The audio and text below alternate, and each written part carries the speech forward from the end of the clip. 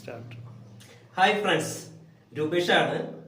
ഇന്ന് നമുക്ക് GSTIN number തെറ്റിപ്പോയാൽ എന്താണ് ചെയ്യാൻ നോക്കാം. ഫോർ എക്സാമ്പിൾ, നമ്മൾ ബില്ല് റൈസ് ചെയ്യുന്നു, അതിൽ GSTIN നമ്പർ അടിച്ചത് നമ്മുടെ ക്ലയന്റിന്റെ GSTIN നമ്പർ തെറ്റിപ്പോയി എന്ന് വിചാരിക്കുക.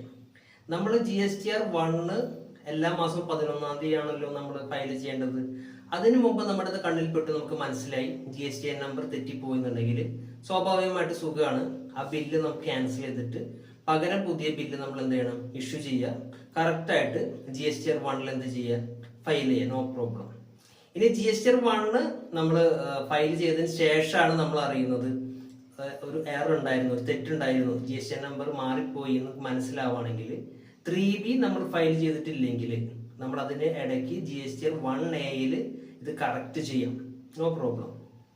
ഇനി GSTR1 ചെയ്തു, GSTR3B ചെയ്തതിന് ശേഷമാണ് നമ്മൾ അറിയുന്നത് ഒരു GSTIN നമ്പർ മിസ്റ്റേക്ക് ഉണ്ടായിരുന്നുള്ള കാര്യം മനസ്സിലാവുകയാണെങ്കിൽ ഡോണ്ട് വറി, നിങ്ങൾക്ക് അടുത്ത മാസത്തെ അമെന്റ്മെന്റിൽ പോയിട്ട് നിങ്ങൾക്ക് ഇത് കറക്റ്റ് ചെയ്യാനുള്ള ഓപ്ഷൻ ഉണ്ട്. ടേബിൾ 9 പോയിട്ട് നെക്സ്റ്റ് മന്ത് നിങ്ങൾക്ക് അമെന്റ് ചെയ്ത് ഇത് ശരിയാക്കാം.